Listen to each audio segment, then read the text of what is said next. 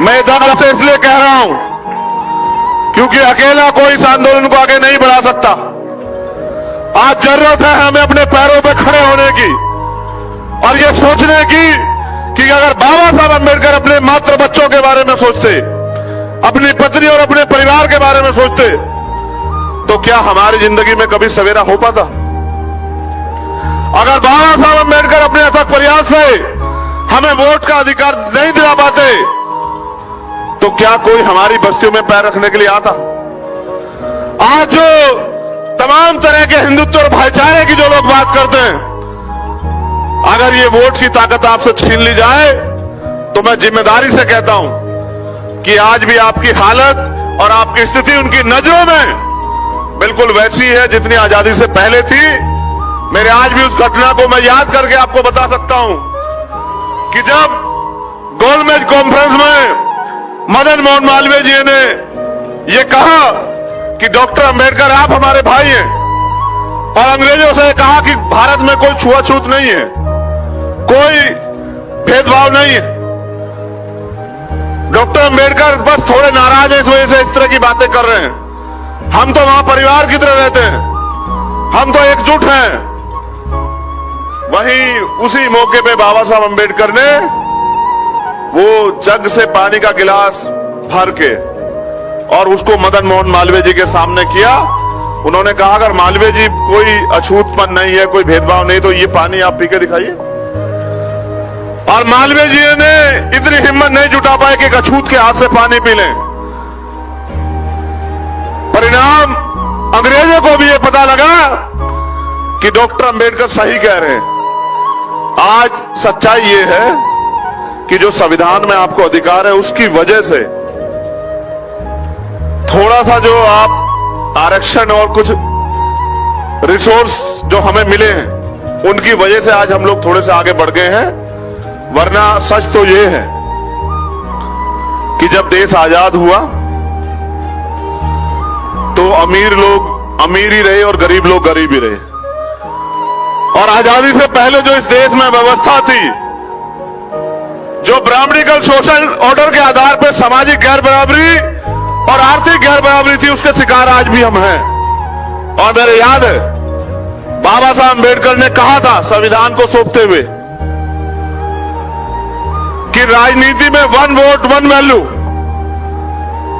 इस वोट के आधार पर राजनीति में तो हम लोग बराबर हो जाएंगे, लेकिन ब्राह्मणिकल सोशल ऑर्डर के आधार पर जो सामाजिक गैर बराबरी और आर्थिक गैर बराबरी आज भी कायम है, जब तक हम उसका अंत नहीं करते तो इस देश में हमारी राजनीति भी कामयाब नहीं हो पाएगी।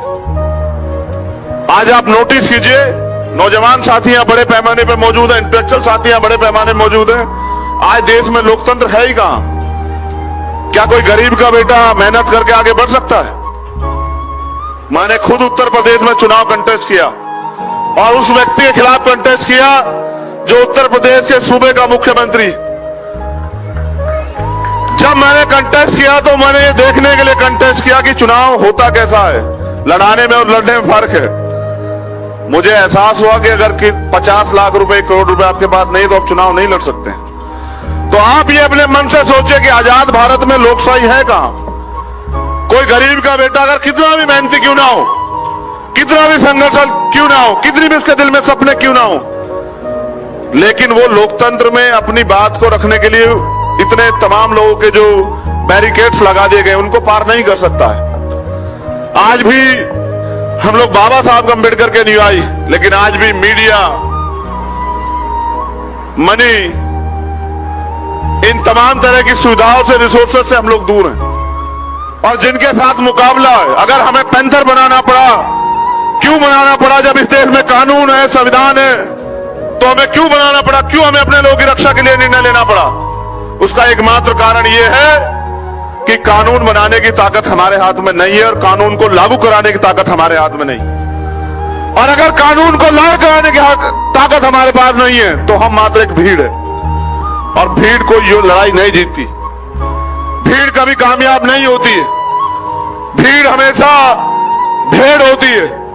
हमें इस भेड़ की कैटेगरी से आगे निकलना पड़ेगा। मुझे आज एक तकलीफ और है, मैं उसको भी आपके सामने बयां करूंगा। यहाँ पैंथर बैठे हैं, ये रीढ़ है, इस आंदोलन की रीढ़ है जो लोग यहां बैठे हैं। बलि बकरी की दी जाती है, शेर की नहीं दी जा सकती। अगर हमें शेर बनना है तो हमें अपने महापुरुषों के जीवन संघर्ष को, उनके सिद्धांतों को, उनके जीवन को अनुसरण करना पड़ेगा, जीना पड़ेगा। बाबा साहब अम्बेडकर चाहते थे कि हम इंस्टीट्यूशन बनाएं। आज आप चेक करो, महाराष्ट्र में हो सकता है क्या देश में हम पे ऐसे इंस्टीट्यूशन है कि हम अपने कमजोर बच्चों को जो है वहां पढ़ाने का काम कर सकें। जहां विरोधी लोगों ने इतने बड़े बड़े इंस्टीट्यूशन खोल के अपनी विचारधारा को वहां प्रचारित प्रसारित करने का काम किया,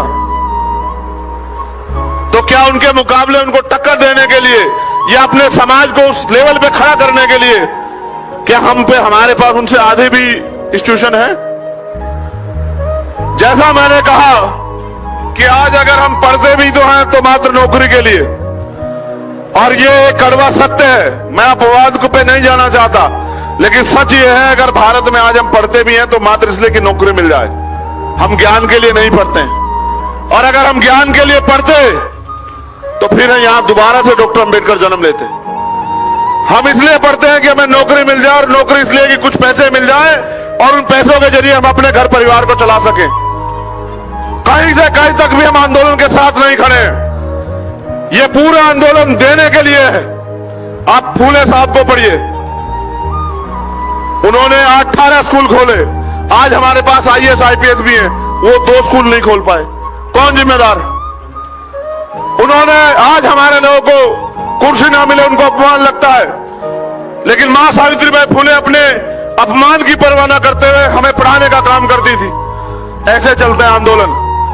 पैंथर अगर आगे बढ़ा तो पैंथर के लोगों ने अपना खून और अपना पसीना, अपना तन मन धन उसमें झोंका, और अगर भीम आर्मी ने अपनी पहचान बनाई, मुझे गर्व है भीम आर्मी का कार्यकर्ता होने पे कि पूरी दुनिया में जाने जाने वाली टाइम्स मैगजीन में अगर भीम आर्मी का एक कार्यकर्ता जगह बनाता है तो ये भीम आर्मी की ईमानदारी, उसके संघर्ष की पहचान है।